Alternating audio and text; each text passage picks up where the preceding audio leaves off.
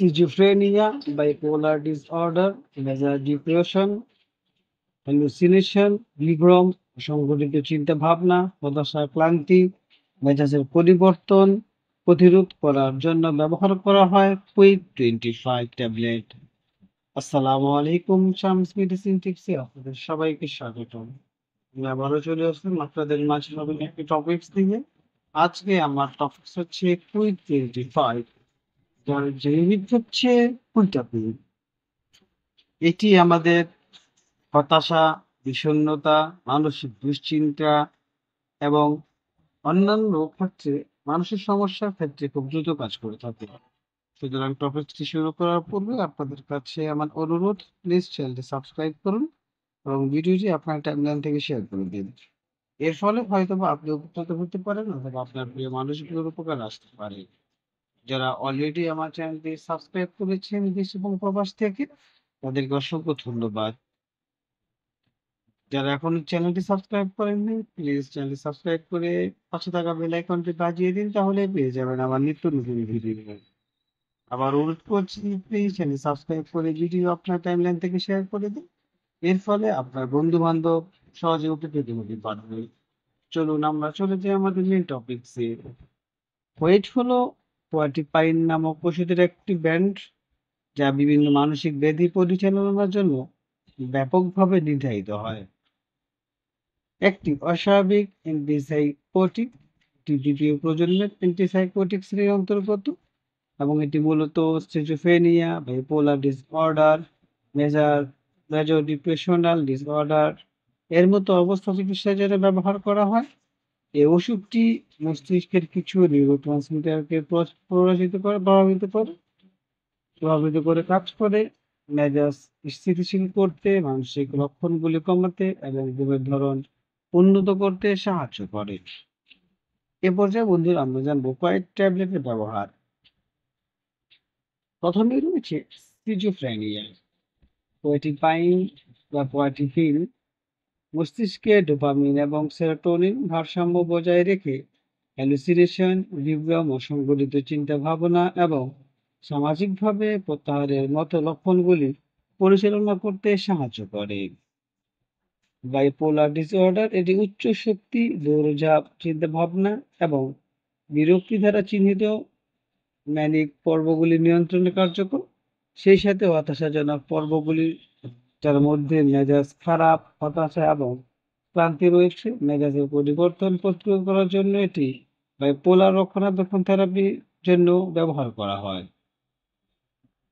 Major depressive disorder, অ্যান্টিডিপ্রেসেন্টের সাথে নিযুক্ত হয়ে কোয়াটিপিন অ্যান্টিডিপ্রেসেন্ট মনোথেরাপির প্রতি সাড়া না দেওয়া রোগীদের মধ্যে হতাশাজনক লক্ষণগুলি উন্নত করতে সাহায্য করে।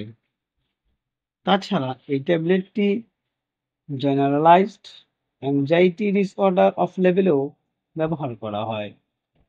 এ পর্যায়ে বন্ধুরা আমরা জানবো এটি কিভাবে কাজ করে।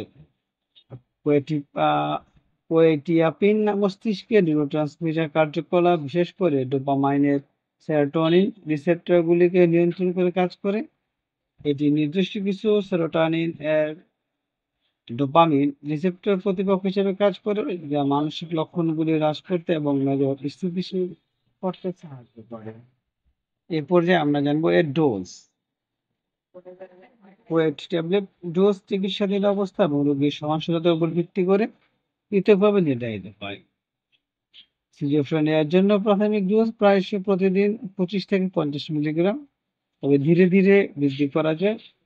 বাইপোলার ম্যানিয়ার জন্য সাধারণত দিনে 2 বার 50 মিলিগ্রাম দিয়ে শুরু হয়ে ধীরে ধীরে বৃদ্ধি পায়। বাইপোলার বিষণ্ণতার জন্য সাধারণত ঘুমের সময় কম মাত্রায় শুরু হয়, তবে ধারাবাহিকতার জন্য প্রতিদিন একই সময়ে ট্যাবলেট নেওয়া উচিত। অর্থাৎ ধারাবাহিকতা ঠিক রাখার জন্য প্রতিদিন ট্যাবলেটটি একই সময় নেওয়া উচিত। পার্শ্ব প্রতিক্রিয়া, প্রতিটি মেডিসিনের পার্শ্ব প্রতিক্রিয়া রয়েছে। পার্শ্ব প্রতিক্রিয়ার মধ্যে রয়েছে মাথা ঘোরা, মুখ শুকিয়ে যাওয়া, কোষ্ঠকাঠিন্য, ওজন বৃদ্ধি, ক্ষুধা বৃদ্ধি ইত্যাদি। ডাক্তারের পরামর্শ ছাড়া হঠাৎ করে এটি বন্ধ করা উচিত নয়, কারণ হঠাৎ বন্ধ করলে প্রত্যাহারের লক্ষণ দেখা দিতে পারে। অর্থাৎ যদি কারো এই কোয়েট 25 ট্যাবলেটটি প্রয়োজন হয় তাহলে অবশ্যই ডাক্তারের সাথে পরামর্শ করে নিতে হবে এবং হঠাৎ করে এই ট্যাবলেটটি খাওয়া বন্ধ করা যাবে না। তাহলে বিভিন্ন ধরনের প্রবলেম হতে পারে। অর্থাৎ প্রত্যাহারের লক্ষণ দেখা দিতে পারে। সুতরাং আমরা বলতে পারি সিজোফ্রেনিয়া, বাইপোলার ডিসঅর্ডারের মতো গুরুতর মানসিক অবস্থার চিকিৎসার জন্য কোয়াই ট্যাবলেট বা কোয়াটিয়াপাইন একটি গুরুত্বপূর্ণ ওষুধ। কার্যকর হলেও সম্ভাব্য পার্শ্ব প্রতিক্রিয়া এবং স্বাস্থ্য ঝুঁকির কারণে এটি অবশ্যই সতর্ক হয়ে চিকিৎসা তত্ত্বাবধানে ব্যবহার করা উচিত। রোগীদের চিকিৎসার সময়, ডোজ, সমন্বয় এবং পর্যবেক্ষণের বিষয়ে তাদের ডাক্তারের নির্দেশিকা অনুসরণ করা উচিত। অর্থাৎ গুরুত্ব আলোচিত যে রোগের কথা বলা হয়েছে, যদি কারো মধ্যে এই ধরনের সমস্যা থেকে থাকে তাহলে অবশ্যই সে Y25 সেবন করতে পারবেন এবং অবশ্যই সেবন করার পূর্বে তাকে ডাক্তারের পরামর্শ নিয়ে সেবন করতে হবে। কোনোভাবেই এই ট্যাবলেটটি ডক্টরের পরামর্শ ছাড়া সেবন করা যাবে না। আপনার পাশে যে স্বাস্থ্যসেবা কর্মী রয়েছে অথবা অভিজ্ঞ ডাক্তারের পরামর্শ নিয়ে অবশ্যই মেডিসিন সেবন করতে হবে। Y25 সম্পর্কে যদি আপনাদের কোনো কিছু জানার থাকে তাহলে অবশ্যই আমাদেরকে কমেন্টস করে জানিয়ে দিন। আমরা আপনাদের কমেন্টসগুলো যথাযথ উত্তর দেওয়ার চেষ্টা করব। ভিডিওটি যদি ভালো লাগে এবং উপকারী মনে হয় তাহলে অবশ্যই বন্ধুদের সাথে শেয়ার করে দিন।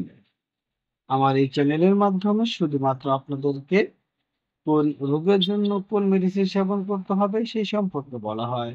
সুতরাং আপনাদের কাছে অবশ্যই আমাদের অনুরোধ, প্লিজ কোনো মেডিসিন সেবন করার জন্য অবশ্যই ডাক্তারের পরামর্শ অনুযায়ী সেবন করবেন।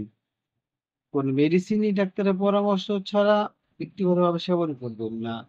যে মেডিসিনটি আপনার প্রয়োজন বোধে একজন স্বাস্থ্যসেবা কর্মী আপনার পাশে যে রয়েছে তার সাথে আলোচনা করুন অথবা অভিজ্ঞ ডাক্তারের সাথে আলোচনা করে মেডিসিনটি সেবন করুন।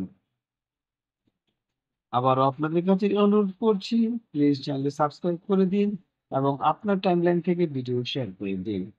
এর ফলে হয়তোবা আপনি উপকৃত হতে পারেন অথবা নাও হতে পারেন, কিন্তু আপনার প্রিয় মানুষ যারা রয়েছে তাদের উপকারে আসতে পারে।